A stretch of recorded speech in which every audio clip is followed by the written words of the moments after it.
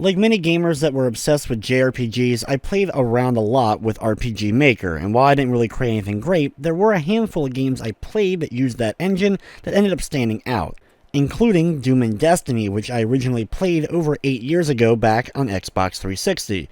But now that the game's out on modern consoles, is Doom and Destiny destined to be another great RPG experience, or is this one just doomed for failure?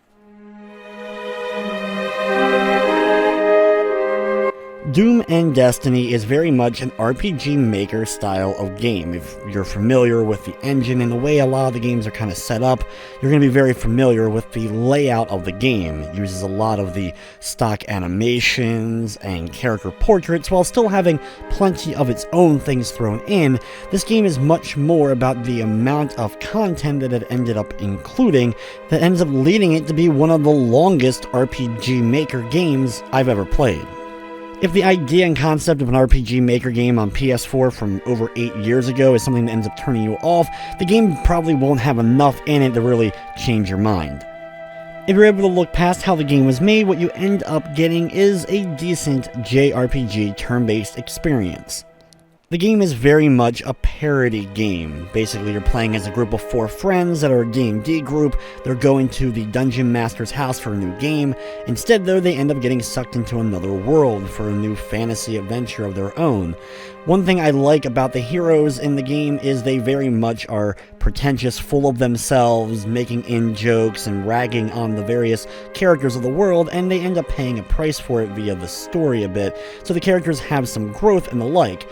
However, the story is pretty generic, just your group trying to stop an evil force and figure out how to get back to your home world, and at the same time the writing is amateurish. There's a lot of harsh language thrown in, so if you're somebody who doesn't like crude language or is offended easily, you may not end up liking the dialogue included. It's one of those things that just hasn't aged well about this title, so keep that in mind. The core gameplay is pretty typical turn-based JRPG. You're exploring towns, there's dungeons, some puzzles, some fetch quests. There's actually a decent amount of not only the main quest, but also side quests for you to complete. There's also challenges that you complete for defeating certain numbers of certain types of enemies.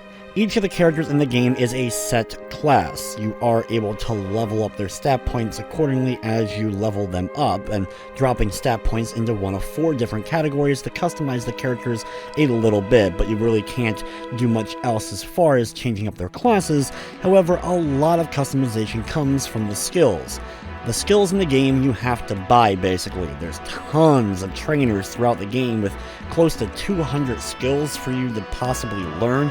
Each character can only learn certain types of skills and have certain amount of skills equipped at certain times, but it's a good idea always throughout the game to have enough money on you to buy whatever new sets of skills are possible in whatever new area you make it to, and the same goes of course for things like your equipment.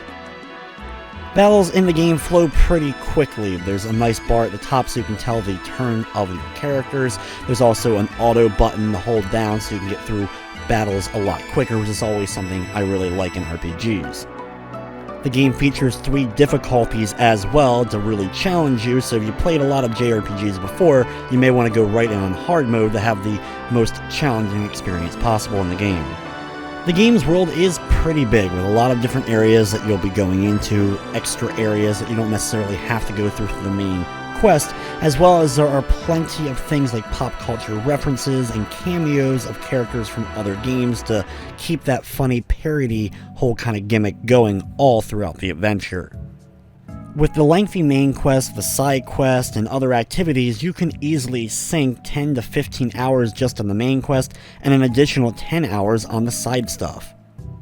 From the technical side of things, Doom and Destiny ran fine. I didn't run into any problems as far as glitching or crashing. One thing I will say that is the resolution of the game is relatively small. On my big screen on PS4, a lot of the character sprites and stuff were really small, so this may be a turnoff for some. Doom and Destiny is available now for $11.99 on the PlayStation 4, and it does feature a Platinum trophy. The game is also available on the Nintendo Switch, Xbox, and PC. Doom and Destiny is one of those games I appreciated it more back in 2011. There just wasn't as many of these types of games, and very few RPG Maker games really left any kind of lasting impact on me.